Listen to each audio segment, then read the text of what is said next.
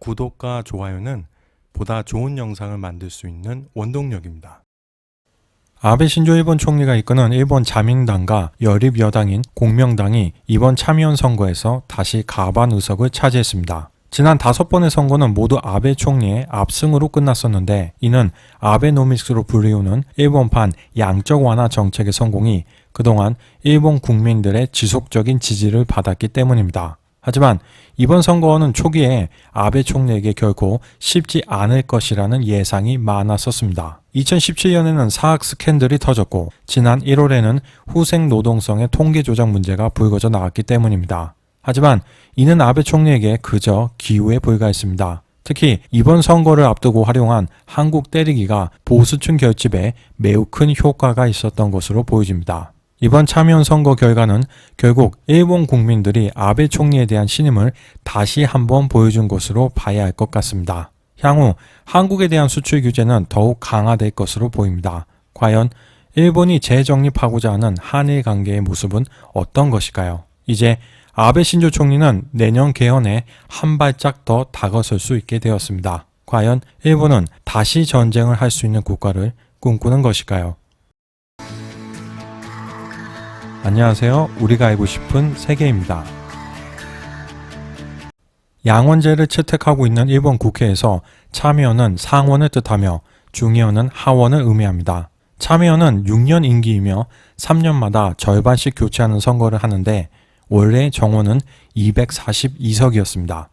하지만 향후 의석수를 총 248석으로 늘릴 예정이기 때문에 이번 선거에서 먼저 121석이 아닌 124석을 뽑고, 다음 참의원 선거인 2022년에 나머지 절반인 124석을 선출할 계획입니다.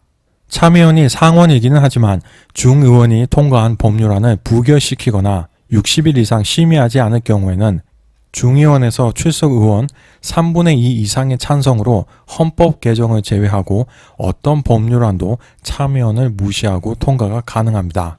즉, 가지고 있는 권한으로 본다면 하원인 중의원이 상원인 참의원보다 우위를 점한다고 볼 수 있습니다.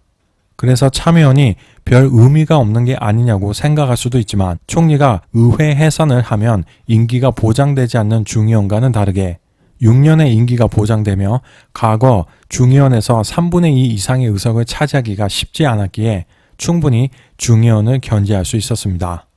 일본은 대체로 총리가 여당에게 유리하다고 생각되는 시점에 의회를 해산하고 선거를 하는 경우가 대부분이기 때문에 중의원이 자신의 임기 4년을 채우는 경우는 과거에 거의 없었습니다. 이번 승리를 통해 아베 신조 일본 총리는 내년 개헌에 한 발짝 더 다가서게 되었습니다. 물론 헌법 개정 절차는 국회 발의를 거쳐 참의원과 중의원에서 3분의 2 이상이 찬성해야 하고 최종적으로 국민투표를 진행합니다. 하지만 지금 같은 분위기라면 무소속 의원들을 설득해서 헌법 개정안을 발의하겠다는 아베 총리의 목표는 실현 가능한 범위 안에 있다고 볼 수 있습니다. 그렇다면 아베 총리는 대체 왜 그토록 헌법을 개정하고 싶어하는 것일까요? 일본의 헌법은 제1조에서 8조까지는 일환과 관련된 내용이기에 실질적으로 민주국가로서의 헌법 1조에 해당되는 것이 바로 헌법 9조입니다. 제9조 1항 일본 국민은 정의와 질서를 기조로 하는 국제평화를 성실히 희구하며 국제분쟁을 해결하는 수단으로서 국권이 발동되는 전쟁과 무력에 의한 위협 또는 무력의 행사는 영구히 포기한다. 2항 제1항의 목적을 달성하기 위하여 육해 공군 그 밖의 전력을 보유하지 아니한다. 국가 교정권은 인정하지 아니한다. 즉, 아베 총리는 일본을 전쟁이 가능한 국가로 변신시키기 위해서 일본의 헌법 구조를 바꾸고 싶어하는 것입니다. 미국 트럼프 대통령은 문재인 대통령이 일본 무역 규제에 대해 개입해 줄 수 있는지에 대해서 물어봤다고 밝혔습니다. 그리고 개입을 할 수 있다는 가능성은 시사했지만 전제 조건으로 양국이 원한다면이라는 조건을 달았습니다. 한국은 이미 도움을 요청했기에 이제 일본의 반응에 따라 중재자로 나설지 결정될 것으로 보여집니다. 또한 존 볼턴 미국 백악관 국가안보회의 보좌관이 23일 방한하여 정의용 청와대 국가안보실장과 강경화 외교부 장관 등과 만날 예정입니다. 이번 방한이 중요한 이유는 바로 한일 갈등에 대한 트럼프 행정부의 입장이 직접적으로 드러날 수 있다는 것입니다. 먼저 일본을 방문한 볼턴 보좌관은 고노다로 일본 외무상 등 일본 정부의 고위 인사들과 잇따라 접촉했는데 국가안보에 관한 모든 문제를 이야기했으며 매우 생산적인 논의였다고 밝혔습니다.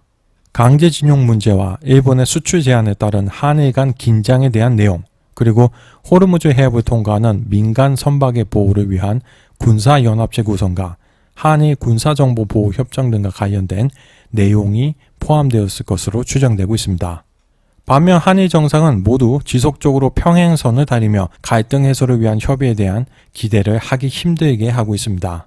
문재인 대통령은 청와대에서 주재한 수석 보좌관 회의에서 지금까지 우리는 가전, 전자, 반도체, 조선 등 많은 산업 분야에서 일본의 절대 우위를 하나씩 극복하며 추월해왔기에 우리는 할 수 있다며 일본 경제 보복에 굴복하지 않겠다는 의사를 분명히 했습니다. 아베 신조 일본 총리 역시 참여연 선거 이후 자민당 본부에서 NHK를 통해 현재의 한일 관계에 대해 최대의 문제는 국가 간 약속을 지키느냐, 그렇지 않느냐는 것이라며 한국에 대한 신뢰 문제를 지속적으로 언급하고 있습니다. 한일 갈등 문제가 단시간 내에 해결될 수 있을 것이라는 기대감이 점점 낮아지고 있습니다. 우리가 알고 싶은 세계, 오늘은 여기에서 마치겠습니다.